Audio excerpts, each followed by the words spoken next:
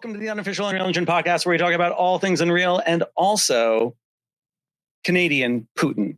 We're your hosts. My name is Alex Coulombe, and this is... This is Jacob. Welcome to the podcast, folks.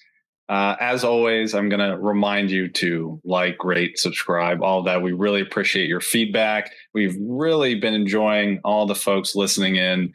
It's so great to hear from you guys when you reach out. So thank you. And we have an exciting episode today, don't we, Alex? We do. First and foremost, let's address the elephant in the room, or rather the studio in the room for anyone who's watching the video feed. Where are we, Jacob?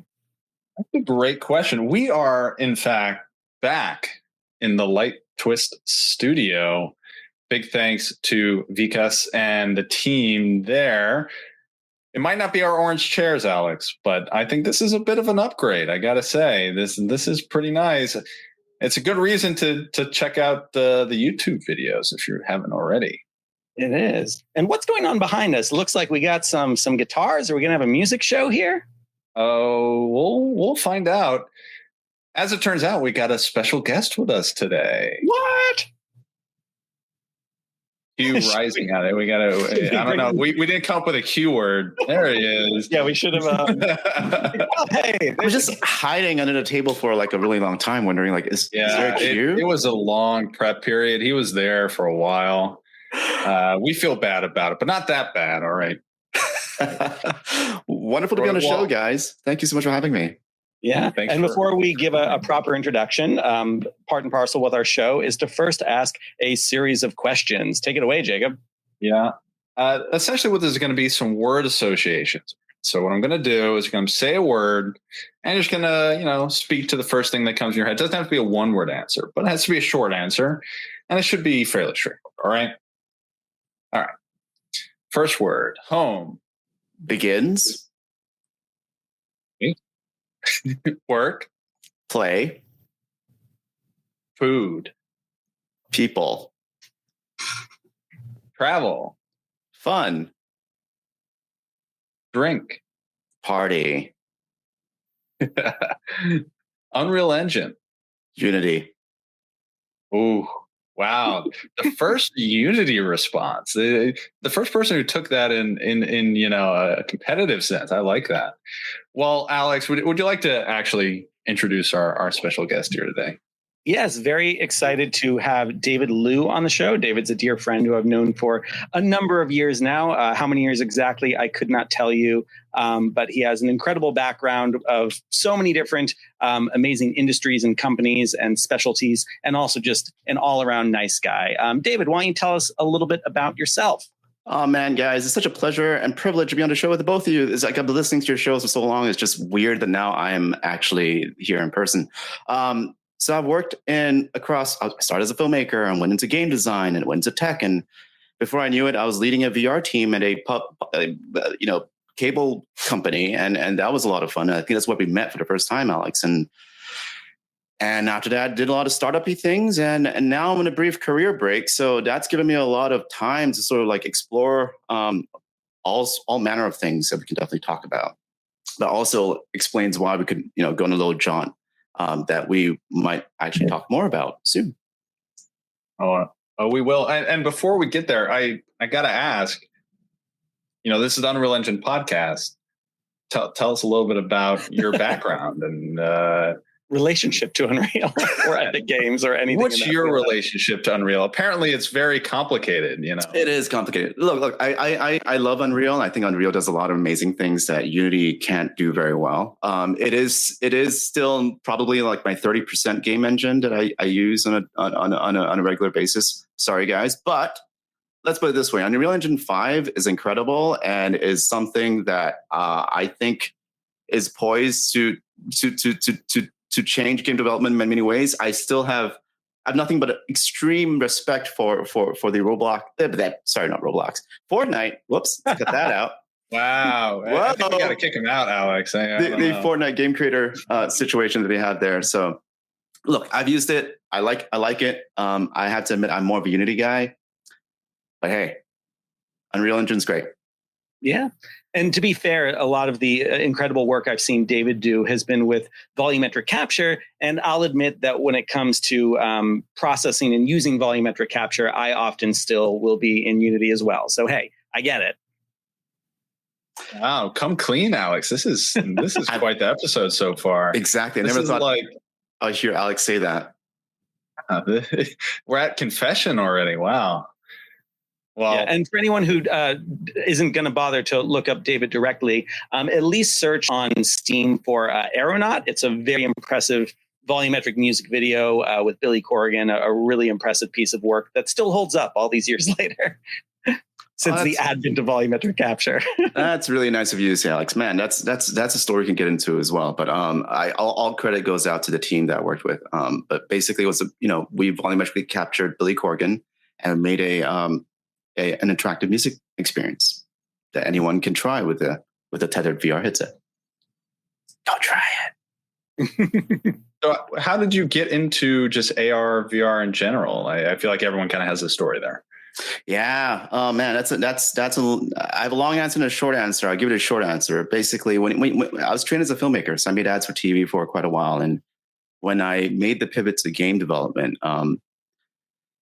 I also happened to be doing a lot of VR stuff. So I was at I was at Carnegie Mellon University, which was really famous for having a pretty robust VR department. So we get to play with like the pre-DK1 stuff. We played with the DK1 stuff as well. And I managed to build a few things on that as well. So when an opportunity came for me so I was like full on game development, right? But then there was this opportunity to join an innovation lab in New York with Viacom. I took it because they're looking for someone who could meld the world of film and the world of games and figure out what VR is. And I was just very privileged to be able to sort of do that. I was just in the right place at the right time, right? So one thing led to another. I started a team with Rob Ruffler. You guys might have heard of him as well, my business partner at Viacom, but both of us basically created a department and ran it for a couple of years. And through that, we met lots of industry friends, including Alex here. Yeah, Rob's great. And I have to say, I'm extremely jealous of David and his backstory. When I was a kid, I saw this incredible lecture series by a gentleman by the name of Randy Pausch called The Last Lecture Series about this program at Carnegie Mellon that he'd helped develop, which involved, a lot of different disciplines coming together to build virtual worlds. I believe the group now is called the Entertainment Technology Center. Is that right, David? That is right, sir. So that is my alma mater. Like that. And that's all that matters. I really wanted to be part of that program. And then when it came to applying to colleges, I saw that Carnegie Mellon required a physics SAT too. And I was like, well, it is too late for me to do that. So I didn't even apply. But I've always been jealous of anyone who's gotten to go through that program. I remember a few of the VR experiences that came out of Carnegie Mellon early. Were there notable? I remember one that was a spy, it was like a spy experience. Maybe that was. Oh, you're thinking Shell Games. Yeah, Shell Games and the VR, like James Bond Escape the Room kind of stuff. I Expect You to Die. Yeah. I remember that, but there was an earlier one that was very much like a student project. I'll figure it out while we're talking. Oh man, these are the weird associations that come out of my head while we're. That's super exciting for me to hear, though. I think I know what you're talking about. The name escapes me, but there were a lot of really awesome VR things that came out of the department that we were in. I think I was for me, I was literally year 2 of all the VR projects that came out of ETC. So I wonder what that project is. David, are you allowed to say anything about your time in electronic arts? Yeah, I mean, very briefly, I don't want to bore you guys to death, but basically I worked on a game that some of you might play called Sims 4. So I helped ship that. I joined basically as part of the production team to get it out the door, right? So I was there for a couple of months and helped the team sort of get it to the very end. I was the guy in charge of a lot of bad puns. The garden. So if paintings, collections, gardening, cooking. I still remember that. It was a lot of fun. It's a really fun crew. And honestly, if it weren't for Viacom, I'd probably still want to be working there. But, life works in strange ways. Jacob, I don't know if you played The Sims when you were a kid, but for me, it was seminal in my interest in architecture because it basically was BIM. It was like, instead of drawing two lines and saying this is a wall, it's like, no, you're actually going to place a wall and place a door and like construct the house in this more smart modeling kind of way that has become standard now in the architecture and construction industry. But at the time of Sims 1 was, not how any of that was done. I will say I never got a chance to play Sims. I never really got into it. But I will say that I loved games, like it to this degree you're talking about, like, the roller coaster tycoons of the world. So where good. You're building those. And Roller Coaster Tycoon has I think we've already mentioned this, like it has one of these crazy programming backstories that is just insane to talk about. It's maybe out of scope here, but I love those games, and I think they were a precursor to a lot of the kind of build your world adventures that we see today, in the sense that there's a lot of interesting dynamics and kind of just the replayability idea, I think, really existed as a result of games that let you kind of build your own little worlds and exist in them. Which I think we take for granted today, maybe. Totally. Like, I think back in the day, like the game studio made The Sims, called Maxis, the original game studio. Their slogan was electronic toys, right? And for me, like, that was such a big thing because that exemplified all the things we're making. SimCity, SimAnt, SimEarth. Like, they were not really games in the traditional sense, in that there was a goal. You just played around with it. So I'm glad other game studios have taken that further. I love the term electronic toys. Yeah. How do you feel about like developing a game like Sims 4, where you release it and then you inevitably have to find out all the weird things people are doing in the game you've just built? Like, is there, especially in a game like Sims 4, I've seen so many wacky interpretations of how to play that game that I find it very fascinating. I mean, man, like I can't take any credit for the emergence and the possibility space of what The Sims 4 is. Like, I joined fairly late in the project, but already, like, when I joined, like they were already showing me, like, David, check out all these things that all our players are doing with it, right? So like the amazing thing about electronic toys, about sim games, about is that it's emergent. A lot of emergent systems allow you to do all sorts of crazy things with it that the game designers probably never really intended to. Like, there was literally a player, I think, who we followed on the team, or we sort of watched, who would build the most architecturally unsound houses, right? Just to try to break the game. And that is interesting for us as game developers to see, because it's like, we need to make sure the pathfinding and everything works, but also it's just cool. Like, this is someone who wanted to break the game, but also have fun with it. And that's our definition of having fun as well. Like, you're testing the systems and limits of what the game can do. Yeah, I saw along those lines, I saw, man, I'm going to forget the name of the game. It's like, it's like an 8-bit style, kind of like you build your, like, home. Man, I'm doing terrible tonight in terms of recall. This is not good. But I saw someone had built a full computer in it that could play Doom. And like, that's been done before in like Minecraft and stuff like that, right? Like, it is whatever, right? But they had the team that was building this found out that it was not going to be possible with like the latency between certain components. So they had to go and write a mod to improve the response time of like their transistors by some enormous factor. So like, they went back and modified the game to enable this weird edge case that they had just found, which was like building a basic graphics processor in this game. I just find that kind of stuff a lot. That's insane, man. Yeah. David, can you recall a time where something important needed to change in a game because of what had happened with QA testing and that kind of thing? That's a really good question. While you think about that for a second, did you hear the joke about the QA tester? No, tell me.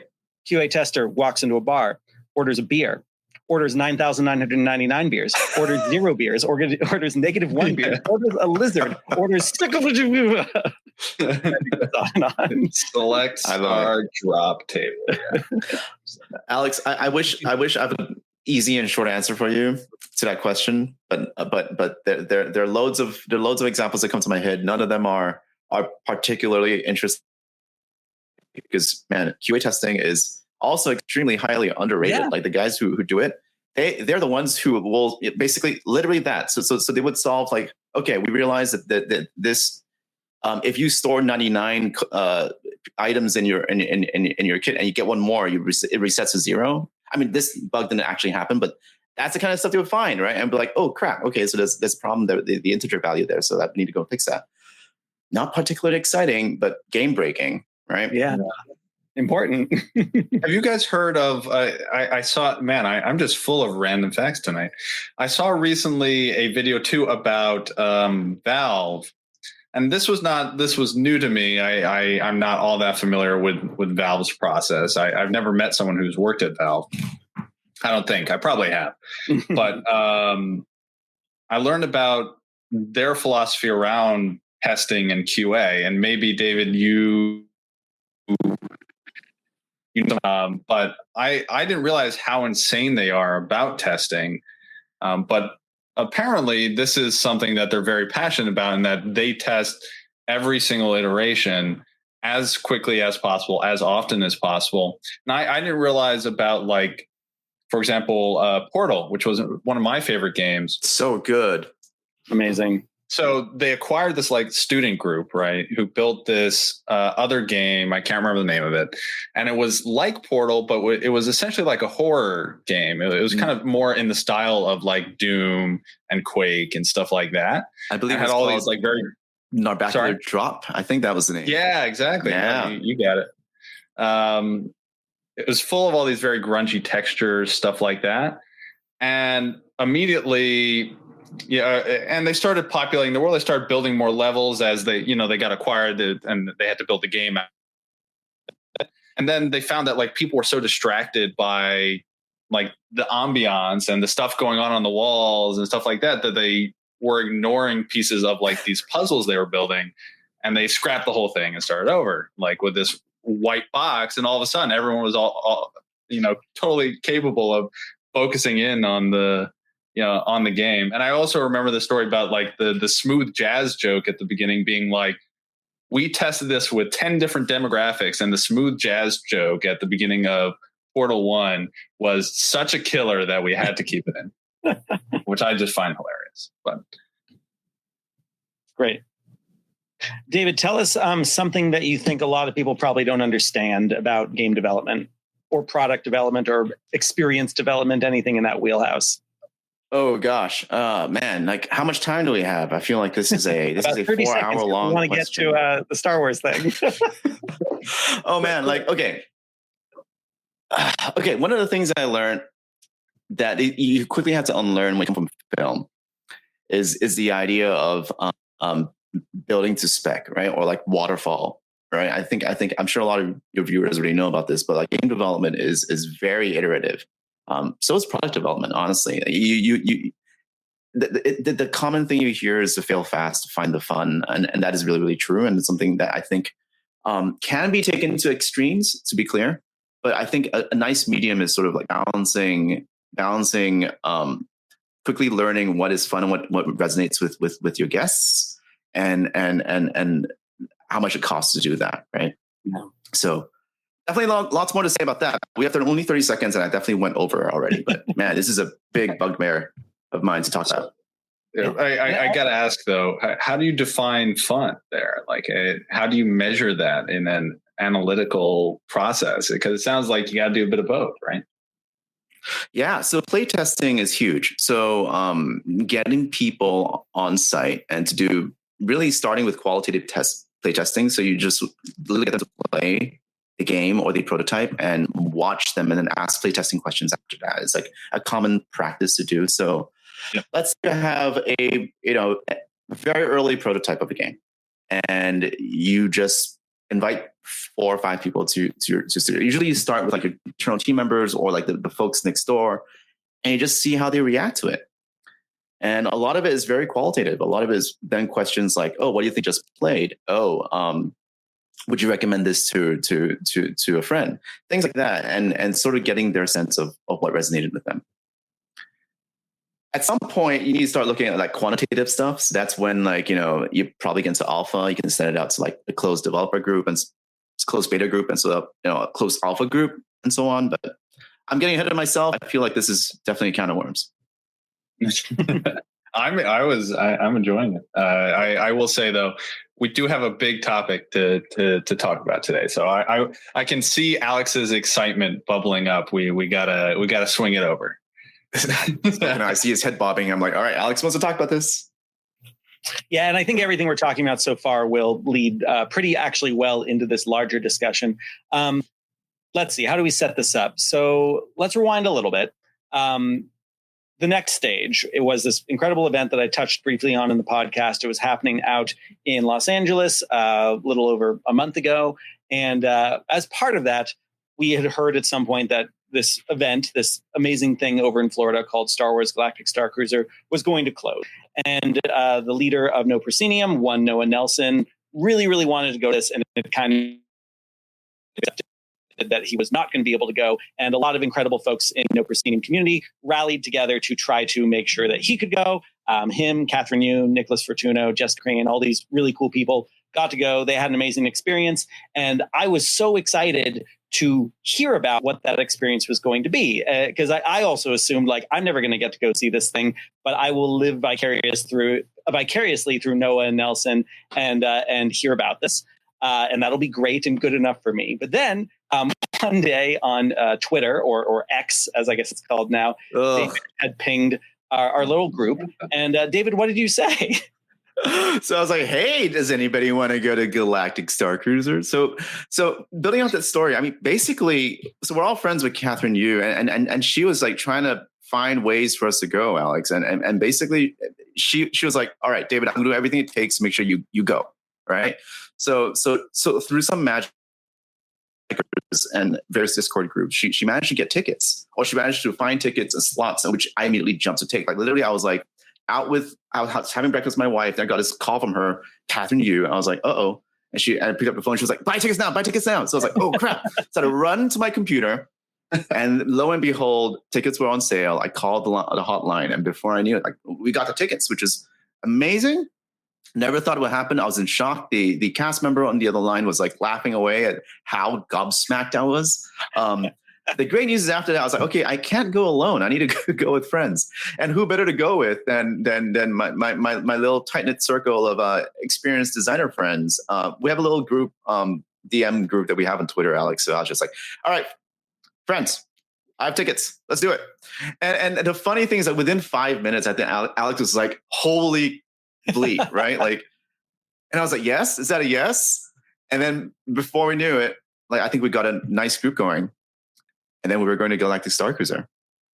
Pretty cool. I was really thrilled to be able to use this as a way to celebrate some colleagues who have been stationed over in Austin, Texas for a while. And we're finally going to be able to leave. And I think like, one of them's coming back to New York City. One of them's going to Arizona. I want to do a celebration with both of them. That's probably not going to happen. But this became an opportunity to get both of them into one place, but then also bring another colleague who none of us had met in person before.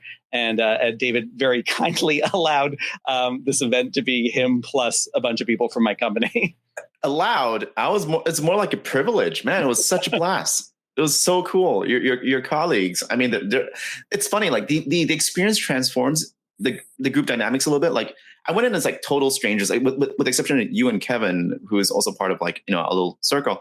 Like I didn't know anyone, the other two folks, right? But by the end of the 3 days, like I was like, we are all best friends. We are. we have gone through a lot together. The 3 days felt like 3 years. Agreed. Or something. Yeah, and David. All right. Too much in the wait. Okay. We got to stop this because I'm very jealous. This sounds pretty awesome, but we got to start from the beginning. All right, because if you're gonna, evoke this emotion where I now know I'm not gonna go. Right, you got to start at the beginning. And I got to live vicariously, guys. All right, you got to start. What was it like? All right, you're flying in. You get to the Disney's doorstep. What's going on? Right. So we all came in on different flights, different places. There were weather concerns. I think a lot of us thought our flights might be potentially canceled. Instead, we ended up with delays. And by the way, like for anyone who's like, what are they even talking about right now? I'm tempted to be like, why don't we describe what this thing is? But I'm also tempted to be like, let's just like go through the whole thing and our listeners can decide what exactly this is. But maybe if you don't already know what Galactic Starcruiser is, don't Google it yet. Like, let us kind of take you through a journey and see it for yourselves. David, you guys arrived first. So why don't you talk about your first impressions, then I'll talk about us in the second group. Great segue. Before I go there, I want to ask, how deep into spoiler territory should we get into for your listeners? I think we go all the way. Yeah. In the sense that we should say out loud when there are spoilers, but given that it is closing, and what date is it closing? Like September 30th. Right. If you are one of the lucky people who will be going between now and the end of September, you can leave, right? You can leave. Everyone else, you can stay, and we can hear the full story. Sounds good to me. All right, so we're going to go full spoiler territory. Spoiler alert for everyone listening. We're going to go full spoiler about an entire experience we went through with Galactic Starcruiser. Here we go. So, I got in and I was with Kevin. So we met at the airport because our flight got in about the same time. Rather, Kevin was already at the airport. So we took an Uber down to the property, which is not in Disney World itself. It's actually like somewhere in the periphery of Hollywood Studios, if you know the sort of geography of the area. So it was like already kind of interesting because there was a lot of security. Like I think there were like 2 boom gates or something like that we had to go through. Like there's a big sign that says Galactic Star Wars, Galactic Starcruiser. Went through that, and that's when to roll our windows down at one of the boom gates, and the folks already in character, like the cast members already in character, like, oh, are you joining today's voyage? I'm like, oh, voyage, yeah, we're here for voyage. Okay, well, sir, what's your name? And so we get a name, and you're like, all right, checks out. And then we went through, and already like there was like music playing and like, and it was like super white glove. Like, I mean, I guess you're paying a lot of money for this, and I guess this experience was like exactly like going on a cruise. So we unloaded our stuff, and you had all the cast members who were like proper bellboys who sort of brought your luggage to one side, and they knew who you were. You got sort of asked to join a line, and basically imagine you're at this sort of like very brutalist style terminal. Hey, that's a picture of us. Look at that. So it's me and Kevin. So super brutal. It's like, you know, they took our bags away from us. They quickly gave us our magic bands, what they call M bands, because this is in the Star Wars universe. So that little thing in the white thing you see in my hand, and that's the M band. And they're like, take a picture, and this is a picture. And then very quickly after that, like there's line a bit of a wait because it's extremely warm. Like, you know, they gave us frozen grapes and cold water, but the entire experience was like super smooth, super awesome. I felt like it's, you know, VIP, which I guess is the whole point. And then we went in surrounding us already with people in costumes and Kevin and I costumes we were totally not changed. We're just like, okay, we're going to stick out for a little bit. But then you go down this corridor, which you see in the photographs here. So we're all like in line to board the shuttle, right? And on this shuttle, we'll be taken up into the Halcyon, which is the Chandrillion cruise liner that we would have to go. So we entered it. This is it. So this is so we eventually entered the docking area. But before we went to this area though, there was this really cool part where there was an actual safety briefing, right? So we had a screen that explained to us, this is a real alarm, right? This is not a story. So please know this, because in case of a real emergency, this is it, man. You got pictures of everything. So this video basically explained what a real emergency was and what a fake emergency was, because there were differences between the two. Because spoiler alert, I guess, for people who are really watching it, there will be fake emergencies, which are like story events that we'll get to once you're on board. So once we passed this safety video, we got into that launch pod, and it was super diegetic. Like it was an elevator, it was themed to be a really, really cool launch pod. And the launch pod would like lift off on the planet, like we could feel a little bit of G-force. And there were proper windows outside where you see yourself blast into space. And then all these cargo pods then come over and sort of pull you to the Halcyon. And it's all right. I got some questions already. We got to pause because this is pretty cool. So, how did they handle, for example, like you come with your phone, you come with all this other stuff? I'm curious where like the level of like, are we already at the point where the level of immersion has kicked up, or are we kind of easing into it a little bit here? So they did a really good job making sure that your phone was part of the environment. So you had to download a DataPad app, which allowed you to interact with your environment via an app on your phone, right? So they brought your phone into the experience as well. But basically, brilliant. At this point, it was like you're full immersion. Like, I mean, look at this picture, man. Like we were on technically really just in an elevator, but you would. She is purple. She is bright purple. Yeah, people were hardcore dressing up. Like we had costumes, but we were like, with the exception of Alex, because his costumes are awesome. The rest of us were kind of like just sort of like drapey clothes that we call Star Wars. I thought they like gave you costumes. Is that not true? You gotta show up in your Jedi robes and everything. Exactly. There were so many people who want to be Jedis, and there'd be like Jedi robes and Sith people and so on and so forth. But so it's just a bunch of like fake Palpatines running around all the entire time. Yeah, I actually, and we might be getting ahead of ourselves. I wondered what the cast members would do with like the fake Palpatines and the fake stormtroopers you have around, and the reality is to just ignore the fact that you have those costumes. Okay. We are getting ahead of us. All right, you rode the elevator up. You got to the first floor. Alex, let's pass it over to you. What was your experience here at the beginning? Nothing really important to say yet, except we were about an hour behind. So this is Dante and Marshall and myself, and we had that same experience kind of getting through. And then we met up in our room quickly. Here's David in the amazing bunk beds. Like, I loved how incredibly diegetic the rooms felt. No hotel room has ever felt as Star Warsy as these rooms. And I want to put it out there, that little cubby hole called a bunk bed is extremely comfortable. Like, it looks small, but it's kind of spacious. I really like sleeping in it.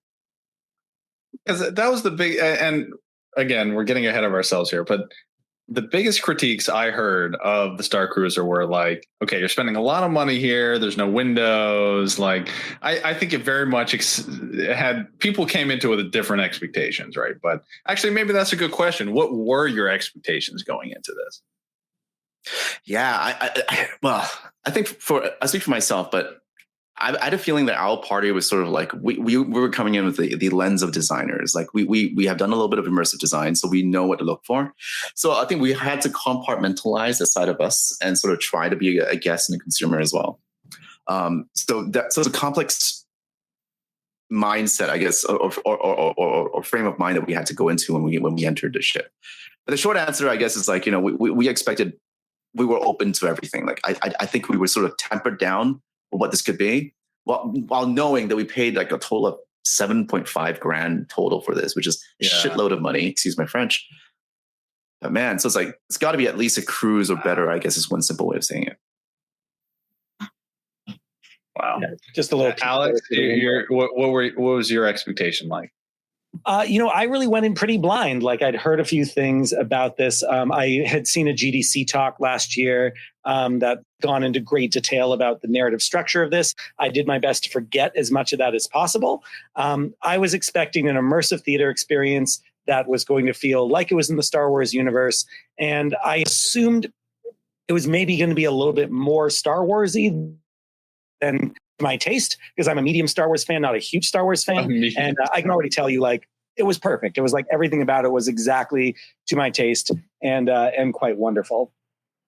I think they did a really good job basically building for like both hardcore fans and people who knew barely anything about Star Wars. Like, it was a space cruise with a layer of Star Wars over it, really. So that all right. Yeah, so immersive theater and cruise ship. Those are kind of the two pillars to keep in mind. I didn't realize how because you guys have mentioned cruise ship now a couple times. I didn't realize how this was positioned as a replacement for a normal cruise. Do you think that's accurate in the sense that like they were trying to say, hey, you could go on a Carnival or you could go here, and is that how they price this thing? Like I don't know. It's interesting.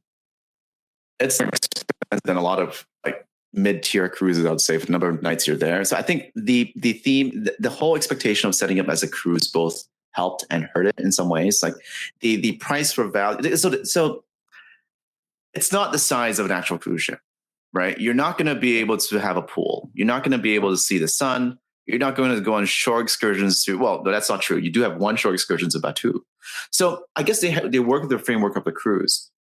I know a lot of criticisms against it were like, oh, this is not exactly like a cruise because we only have a few rooms to go to.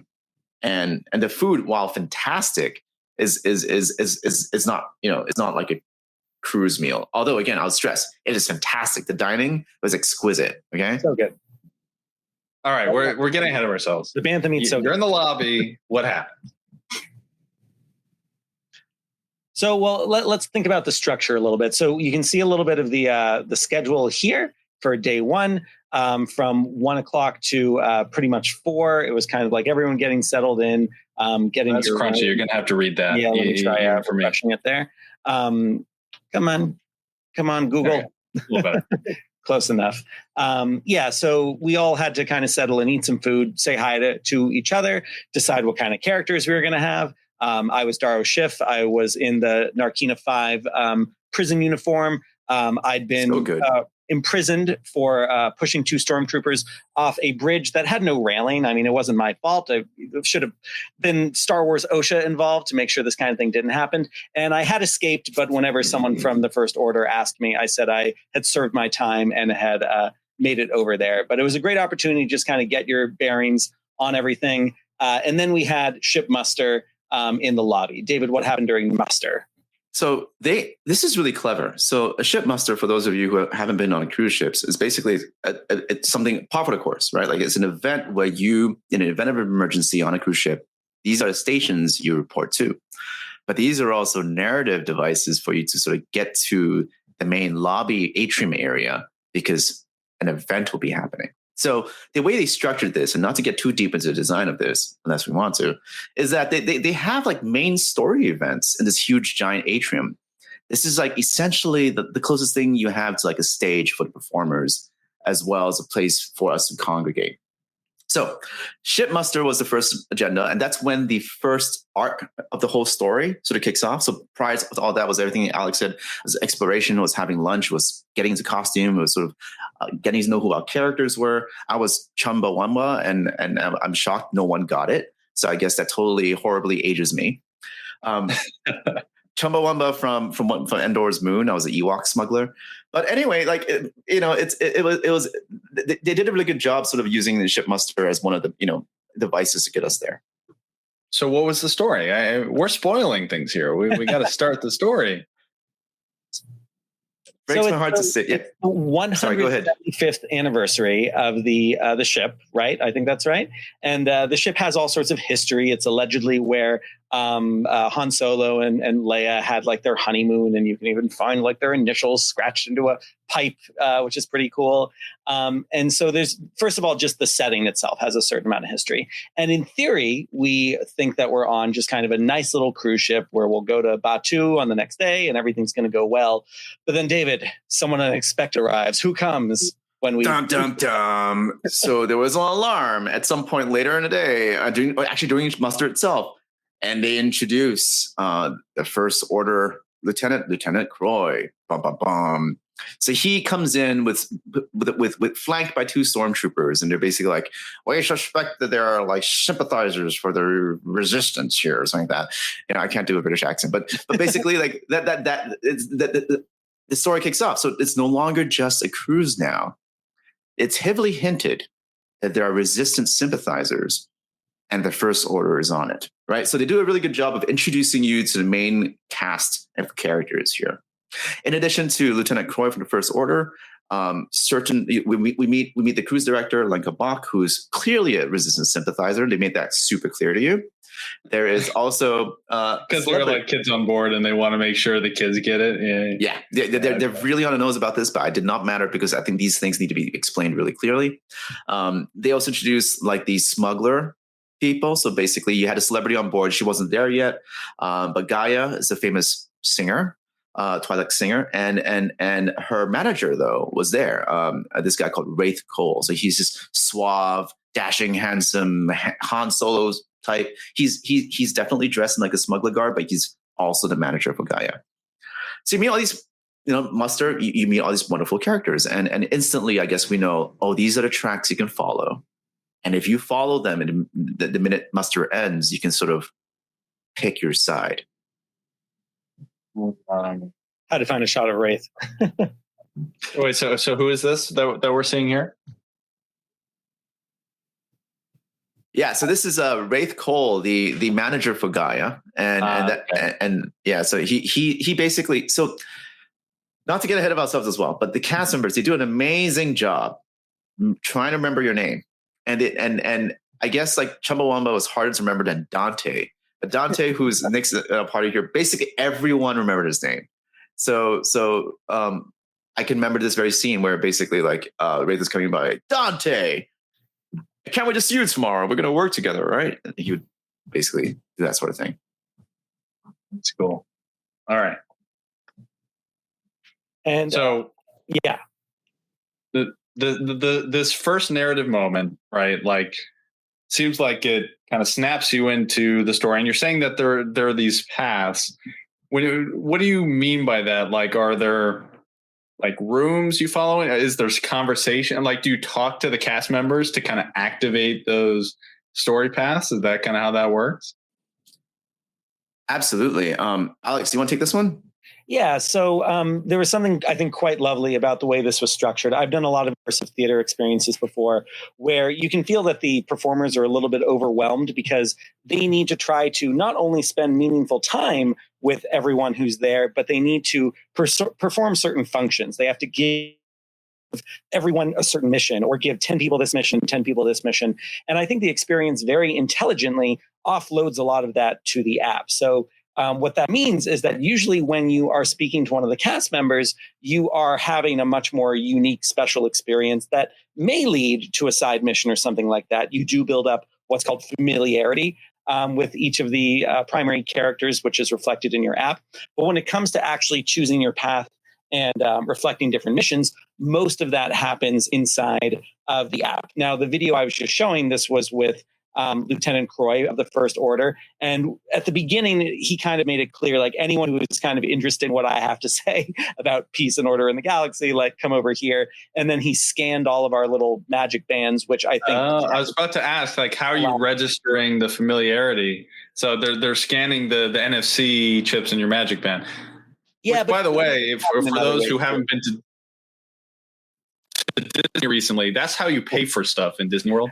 Is you walk around and you spend like $20 everywhere by tapping your bracelet. But you're saying that this is how you're registering your kind of interest in a specific topic. That's fascinating. I want to throw it out there that in addition to scanning your M-bands, there's definitely a proximity sensor with your M-bands as well, because there were many times where I just hung around in the same approximate area as Wraith Cole, the smuggler guy, right? And immediately my app knew. Right. And so like there were times that just because we're in the same room, our familiarity would go up. So this is exactly the same tech if you've gone to Disney World, where like if you sit down in one of the dining restaurants, the waiters know exactly where the servers know exactly where to deliver your food. It's just magical, and I'm glad they used it in this experience. I bet they use and I will nerd out a little bit about this because this is Unreal Engine podcast and unofficial Unreal Engine podcast, and we have to talk a little tech here. But this is not similar to what we get now with the directional NFC that we get in our phones, right? I can't remember the name of this, right? But I'm assuming it's a similar thing where you can detect not only, when it's close to something, but the orientation of it, which is very tricky because it in reality, like, most ways that you detect the direction and position of things, as all of the people on this call know, because they are into VR and AR and stuff like that, is you got to triangulate it in some way. Either you could there's Inside Out and Slam, which is all kind of more AI based, and that's maybe a little different, and that's not relevant here. But everything else is about triangulating your position in some way, shape, or form to figure out where you are and what direction you're facing. NFC, the directional NFC works because the device has itself a gyroscope and can position itself relative to other objects. And then you also have things like Bluetooth and Wi-Fi. Yeah, nowadays. We'll talk about that. All right. To zoom out a little bit for a moment, though, let me bring up the structure that I did learn about at GDC, but I do think it was a useful framing to come into this for. There's a great slide that Sarah Thatcher was showing at GDC, basically saying, typically when you think of a branching narrative, you have like everyone starting from similar points, and it gets more and more complex, and everyone kind of goes off into their own directions. Really hard to do that well and meaningfully in an immersive experience and give everyone meaningful endings. So basically, I saw Sarah do exactly the thing that I saw a lot in architecture school, where they say like, well, what if this is your project? And they flip it upside down. So they flipped the branching narrative structure and said, how about we try to give everyone a lot of different paths to start on? And we give them kind of like all these little meaningful, moments and let's call them mini endings. And then everyone can kind of be funneled into the same, major ending, but they all feel like it is part of their story and it's something that they've earned. And it does feel like a payoff to their own personal story, even though the big climactic finale is something that everyone is witnessing together. Right. I remember that talk as well, and you've said it so well, Alex. So basically, the funneling structure, the funneled string of pearls that they eventually built for this, allowed us to sort of have a lot of like different varied experiences on the first day, which culminated in one major event on the last day. But on top of that, they did a really good job as well of allowing us sort of like earned finales, which is like if you have done enough missions for a certain character, you get an additional layer on top of this ending that everyone else gets at the end. That feels earned, and it's very private. It's just a few characters, and they managed to deliver that illusion so well that I was just so impressed with it. All right. Yeah, and I'm sure a lot of people go into this with a sense of FOMO, like, oh, I can't believe so-and-so got to have this ending or this one or this one. I didn't feel that way at all. I felt like the experiences that I got to have were meaningful. They culminated in something. They built upon each other, and it would have been interesting to get some of the other endings and other parts of the story, but that wasn't my story. And so, I was very, very happy with the experiences I had. And I liked hearing other people talk about their stories and the journeys they had. And it felt like we were sharing this communal experience where everyone gets to have something unique that's for them. Right on. Briefly, while we're talking about the tech side of this, I do want to shout out some of the Unreal Engine stuff. The little video I have playing here. I'm showing two things. I've got the screens that are on the side and then also the bridge. Everyone got to have bridge training. So some experiences were things everyone got to have, like bridge training and lightsaber training. And then there were more special things that only some people got to have.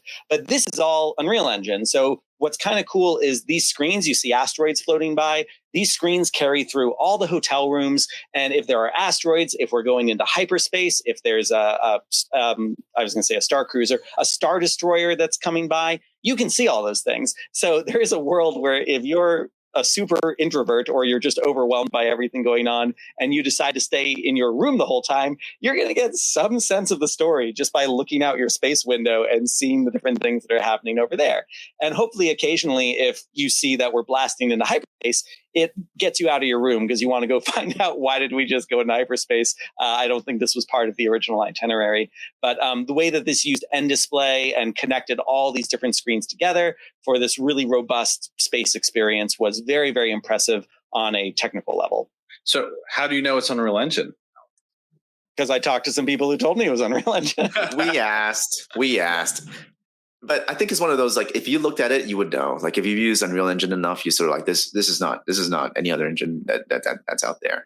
But everything that Alex said, I think, on top of being a technical achievement, connect all the windows in your hotel room. So people complain that your cabins don't have windows. Well, no, you have one space window, and the space window is actually the illusion of it being in space window is fairly well done. They use a really, really good lenticular display to sort of warp the monitor so it looks like it's actually a proper window porthole out into space.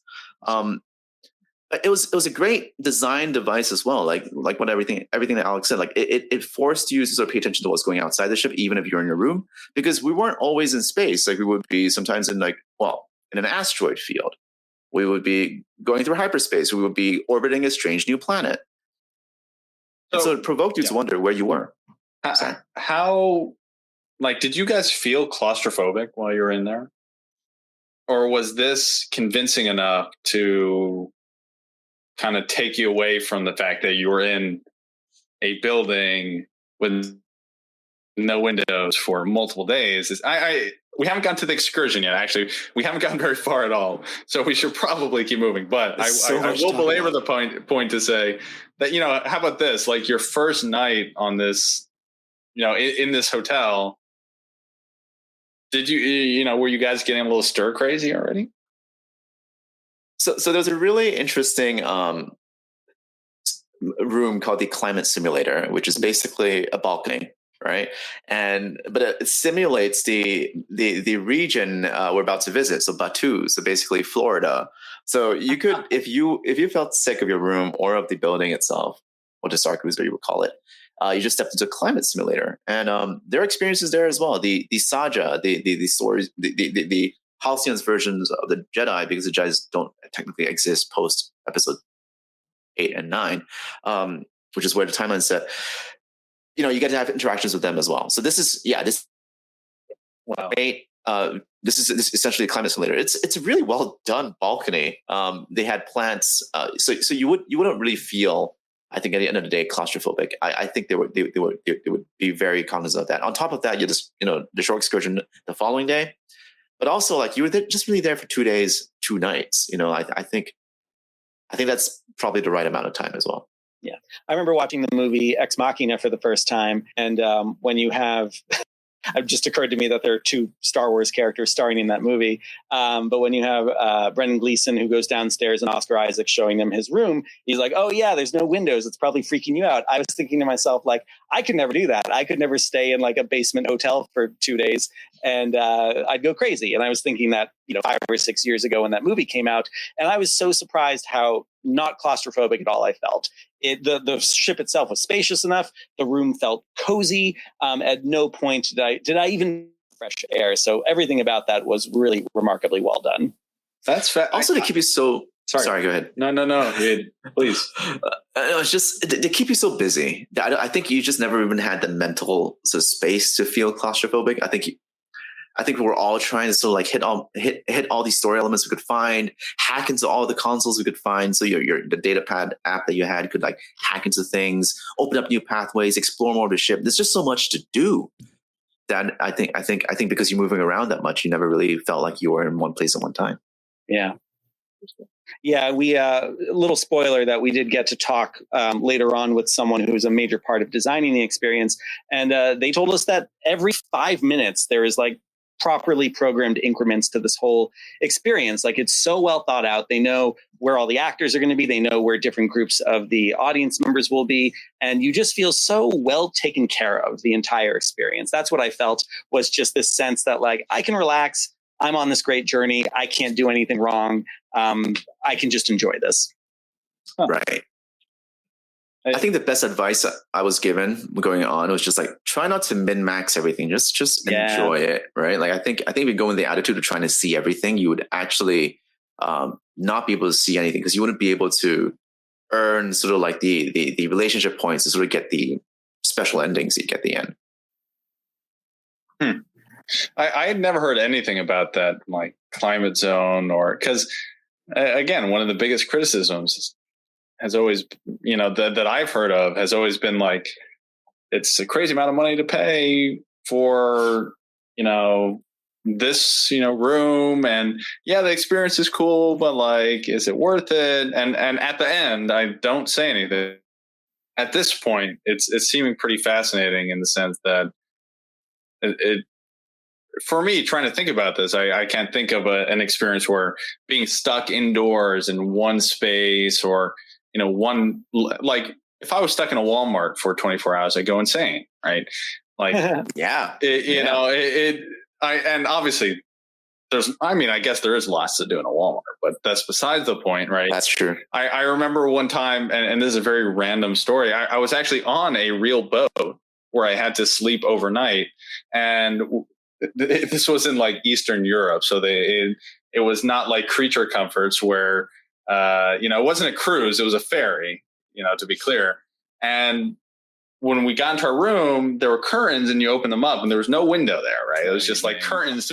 But I don't know. It sounds like the feedback you're saying is that it almost didn't cross your mind at some point, right? Or maybe the immersion really got you in that zone. I don't know. It's pretty fascinating to hear. Yeah, they really work you. They take care of you, to be clear, but they also work you. Like, you're tired and exhausted by the end of the first night. And I think my body just never caught up to feeling, that space you need to feel bored or claustrophobic. But then again, that also speaks to the sort of group that we were in. Like, we were bought into sort of like poking at every envelope that we could see, because we're nerds and designers, and we wanted to make sure that we understood how the systems work, right? And also how the narrative propelled everything along. Ooh, this is a good video of lightsaber training. Oh, wow. Yeah, I was using my my Ray-Bans for a lot of this, so I didn't have to like hold a phone. I could just be doing whatever was going on and record from my eyes. So this is when we got our shields during lightsaber training. Oh. You might be wondering, shields for lightsaber training? Yes, they actually had a really good choreographed way to get everyone to sort of participate in lightsaber training, even though like a few of us could only hold a lightsaber at one time. Again, really, really good design, really good choreography. I think everyone had fun in this experience. Yeah. I just keep thinking about what a challenge something like this is to market, because, you can say like, oh, it's immersive theater, or it's like a cruise ship. It's not really like a cruise ship, though, because as David just said, like, you're busy the whole time. You're not meant to just lie down and relax. You could do that, but that would be a bit of a wasted opportunity. Similarly, like children, my understanding is a lot of people who go on cruise ships, they kind of want to let their kids kind of run wild and not, think about them. Here, you really do, if you do come with children, you really do need to be like very actively engaged with them and doing missions with them and making sure they don't become too disruptive. Because, kids, especially in a world of Star Wars, are going to be really excited to do all sorts of things. Maybe punch a stormtrooper, which is not something they should do. So they need guidance for like, how do you play appropriately in this world?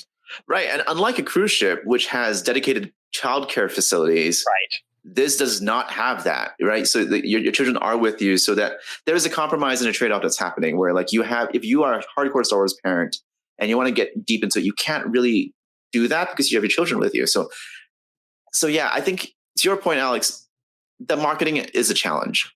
I don't think this wasn't ultimately a cruise ship experience, and I think that kind of hurt it, because we then set out expectations of what the value would get for paying a certain amount of money for a cruise ship experience, and this is definitely not that. In some ways, in many ways, exceeds its cruise ship experience. But for those who are going and expecting a cruise ship experience, they might be disappointed. It's been there for a while. How was that, Alex? I never tried it. You tried it. I was a little frustrated with Space Bingo. I thought that it was impossible to feel like you were ever getting enough planets in the same sector. I sat there for 30 minutes and never had more than like 2. So what you're seeing in the image is like, in order to win, you needed to get 1 planet called out in each of the 5 or 6 sectors or something like that. And I never felt like I was even close to winning. But there were a lot of different activities that would kind of be going on at different times of the day. There was little droid racing. The kids loved that. There was a certain version of sabacc. There's a lot of different kinds of sabacc. There was one here that was a little bit like blackjack, a little bit like poker. And some kids were on that all day long. There was also a sabacc tournament, all sorts of things to keep people busy. Also, quick shout out, in case we forget to mention it later, everyone gets this AI droid in their room. Oh my God, yes. And adorable. Yeah, David, why don't you talk about this a little bit? Oh, so I forgot a droid's name already, but definitely D309 or something. D309. Like that? Yeah, your memory is awesome. So basically, in our cabin, we have a droid concierge, right? Definitely Unreal Engine powered. So huge shout out to tech there. But they did a really good job on 2 fronts. Like the the speech to text or whatever they're using to sort of parse our speech is impeccable. And on the back end, like whatever they're using to process that is also pretty damn good. So it's clearly just, it's not really AI, it's just branching path lines. It's a branching dialogue tree. But they have written enough content that, like, our first conversation with the droid, like, she was like, what brings you to Halcyon? And we're like, adventure. And you're like, oh, adventure. Because I guess that's one of the most common words that people would say. But I would imagine if you said something else, like, it would pick a keyword from that as well. So anyway, this was a fantastic C plot. I think I was telling you about, Alex. Like, I think the conversations and the stories that D309 would tell you about tie in with the larger narrative as well. It was a great experience that I think was highly underrated. Yeah, spoiler alert, the First Order does eventually take over the ship, and D309 is taken away, and we all felt genuinely sad and upset. Crushed. Wow. Yeah. We couldn't talk to our droid for a while. Real quick on the droid thing, like, I couldn't believe how many little things could happen here. So you could just have a regular conversation. You could go on side missions. You could have bedtime stories. I'll just mention briefly that I was told, like, oh my God, we're going through like a pirate area and we need to negotiate with these pirates. Will you please help me? And I'm like, I'll do my best. And then like a pirate appears on the little hollow screen, and they're like, okay, we only have like 20,000 credits in bribe money. I know the pirates are going to ask for more than that. You just need to argue them down. And I go through like, oh, I mean, there's so much you can buy with these 20,000 credits, blah, blah, blah, blah, blah. And it goes well. And then T309 is like, oh, Alex, thank you so much. You're so impressive. In fact, I think we need to give you a new name. You are the Impressor. And then, like, that's something that just continues for the entire 2 days, where every time I'm speaking to D309, it's like, oh, Alex, the Impressor. It's so good to see you again. Then, David, what were the bedtime stories we were able to hear?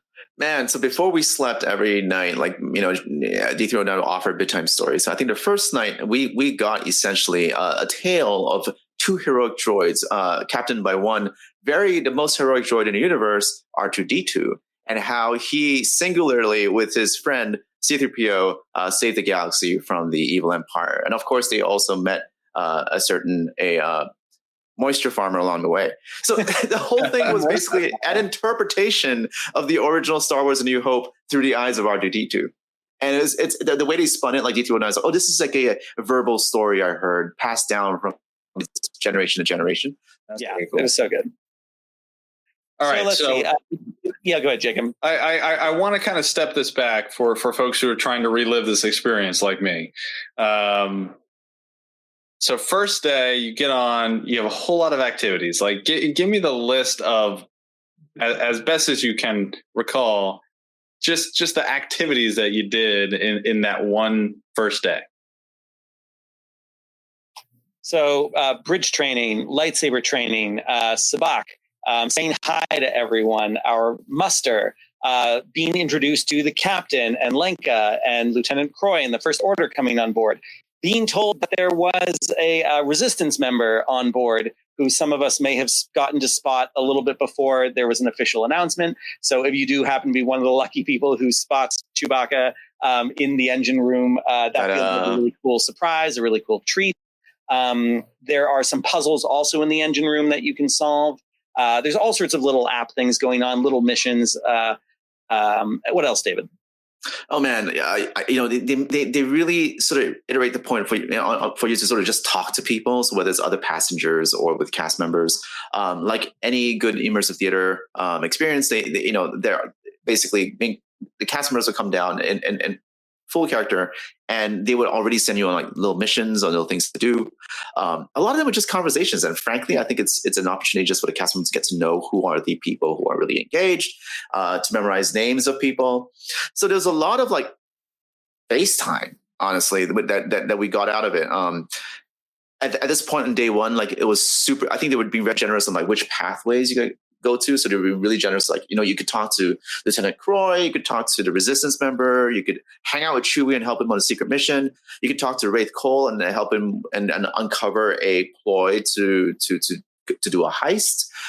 There were all these story elements that are letting you unearth through the conversations with the characters. So it was a lot of talking, honestly, that I really enjoyed. But I think, there's a lot of, for those of us who probably are not that extroverted, there were a lot of app things to do as well, which would also parlay into the paths that you would go to. Gotcha. Okay, I was about to ask, like, what does introvert do on this in this experience? But it sounds like maybe the app has a lot more than I'm expecting.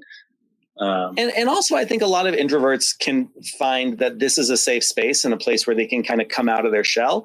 It really reminds me of, what makes things like fantasy and sci-fi special in general, because it provides this fictional environment for us to talk about key tenets of the human condition in safe ways. We can talk about genocide and rebellions and all these things in a way that is just, outside of the realm of what we're dealing with in the real world, where we can cover those issues in a meaningful way under fiction. Like, I think Andor has been an incredible Star Wars series because of how well it deals with revolution and rebellion and how those things get made and all the complexities with it in an entirely fictional universe, under the cover of Star Wars. So similarly, I think a really well done immersive theater piece, LARPing, anything like it lets people almost do these kinds of social experiments where they feel like they can take on a character, or they can even be themselves a little bit more in a certain capacity, because it is all within this structured, safe environment that is communal and friendly and open. And there are just enough guardrails in place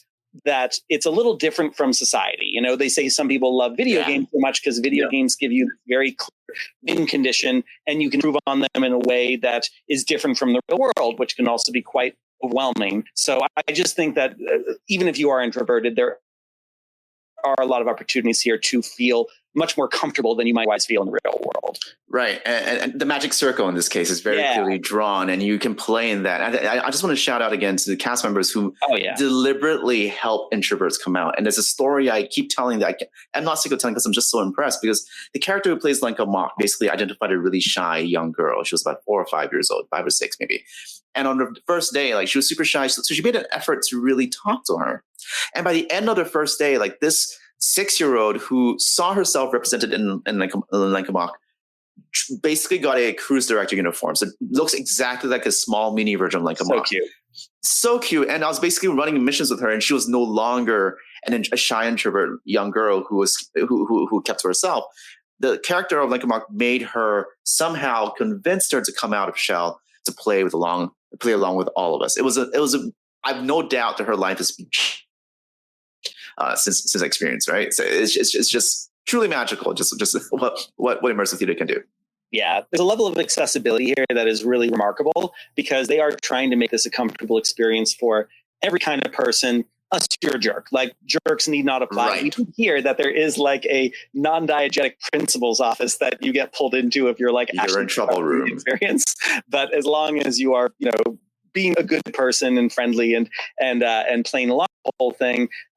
If you are a neurodiverse person, neurodivergent, if you are someone who gets overwhelmed by certain situations easily, they are going to find a way to still make this work for you. We heard a story about someone who was just kind of feeling a little bit too much with the experience on the second night.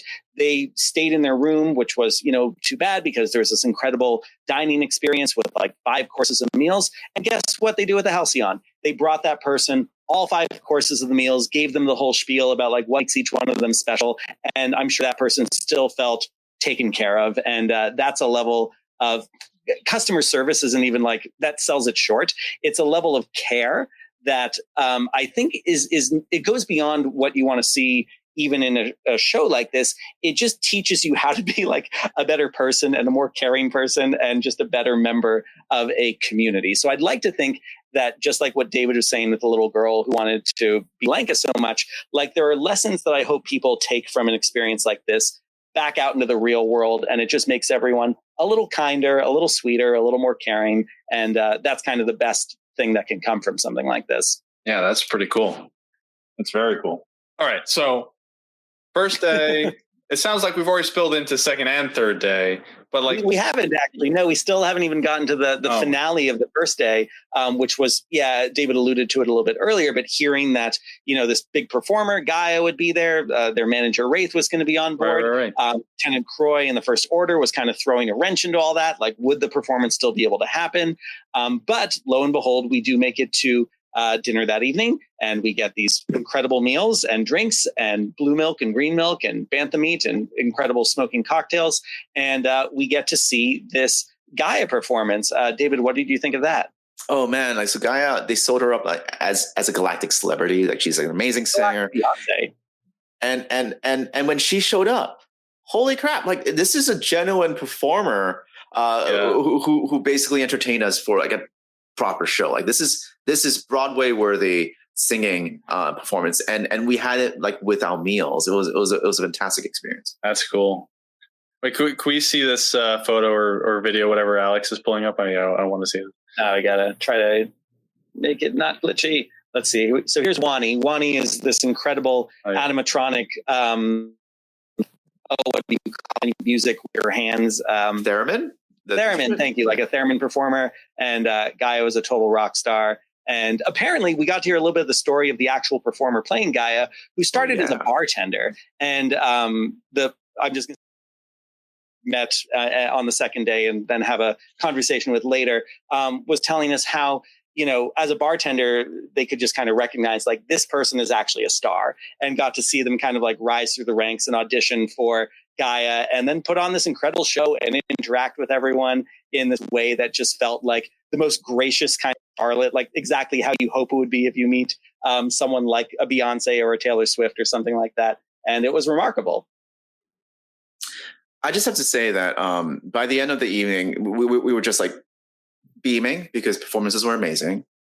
We were bought into the world because we knew exactly who we wanted to talk to already. We were full because the food was completely like, seriously, I just can't say this enough. Like it's some of the best cruise ship food, or best sort of fine dining meals I've had that's not a fine dining environment. Like they would reinterpret food in Star Warsy ways, right? So you have like, I don't know, like a blue sweetbread, and you give it a Star Warsy name, and it would taste delicious. And it was definitely just cornbread with like some special treatment to it. But man, it was so cool. Like I was a big fan of the food. Awesome. Yeah. So you're sitting in this crowd, and were the performers like? This is going to be a bit of a stupid question, but was it like in English and like everything, or were they just like, how weird was it is what I want to know. So I think we all communicated in English, right? Now, Wani to Rodian. So the performer definitely had an animatronic mask on, and she basically, whenever she spoke, it was Rodian, and we would not understand Rodian. The performer did such a good job of just gesturing and moving, and the expressions on the face are, you have to see this. It has to be seen to be believed, but it's extremely expressive. Like this is movie quality stuff. Oh wow! Right, that you would understand what she's saying. So to answer your question, nope. Some of the folks did not speak English, but we still knew exactly what they were saying. Because it's Star Wars, like like the same way that Chewbacca like sort of waves his staff and goes, he's not happy, that sort of thing. This is a very so for those who are listening to the podcast, we're watching a clip right now, and this is on the left the manager, right? The guy's manager, yeah. And what's their name on the right? Sharing the conversation with Wani, the performer, and it feels like a totally natural conversation between them, even though Wani is speaking a totally alien language. Yeah, and wearing a very obvious like headpiece mask.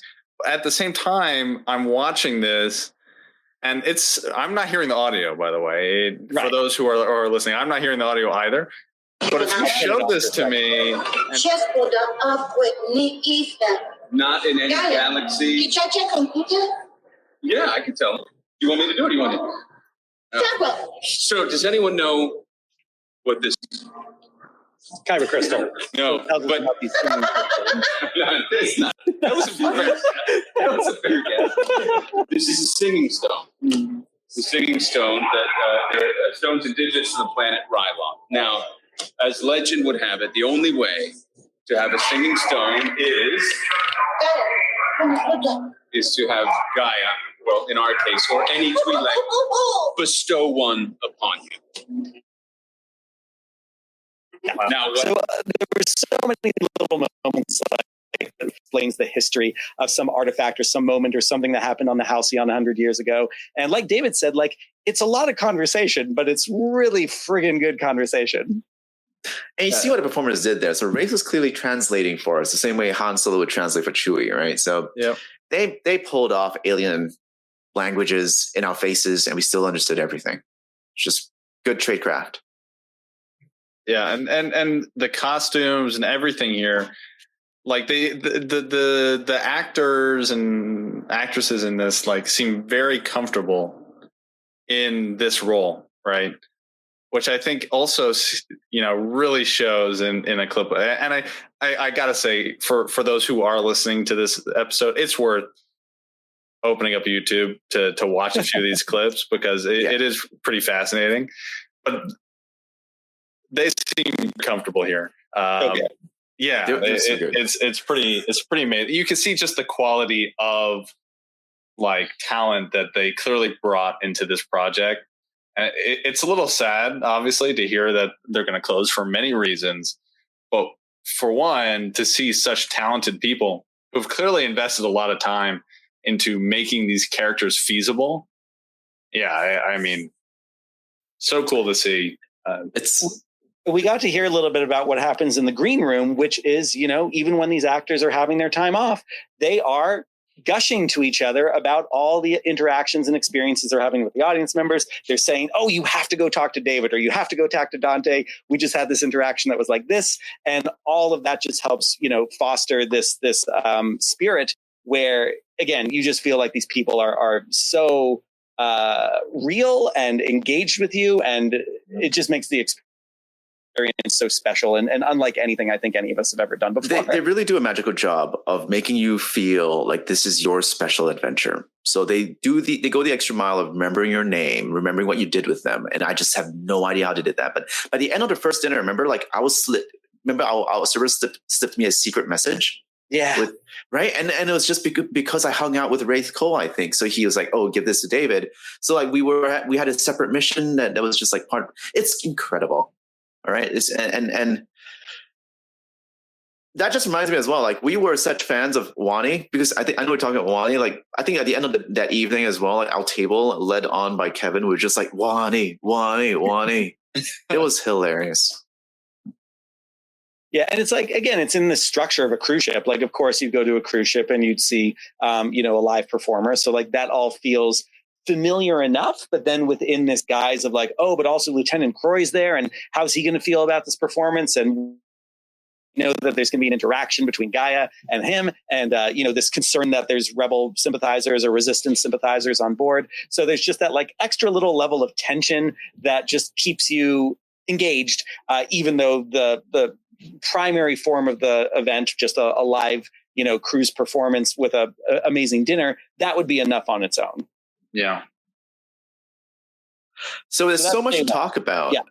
There's so much to talk about. We're only at the end of the first night. Should we fast forward a little bit? Is there going to be a part 2? How do you guys want to do this? Because I'm happy to keep going. I think we could do a part 2 on this episode. Personally, I think there is enough content here. Look, I'm not going to stop. I gotta hear this story out. So we'll leave it up to the edit. But maybe this is a good point to cut to a part 2 where we pick this back up. I'm just going to throw that out there. I think we could do that. Real quick, for what I have on screen right now, David, can you tell us what this was? This was a cool moment of collaboration among you got it. Yeah, so this was basically what they did was they slipped us a secret message, like I mentioned just now, and we were only slipped 1/3 of the secret message. And it was written in ink down there, like this is like 1, 2, or 3, or 3 or 3. So you had to go to the other tables and sort of piece together this message. And once you do that, the entire message is revealed, and that's when they reveal to you a story element. So should we get into the details about a story element here, Alex? I feel like sure. Wait. This is the moment. This is where we're going to pause. Oh, right, that's here. The moment to cut and all right. Come back. Gotcha. Okay.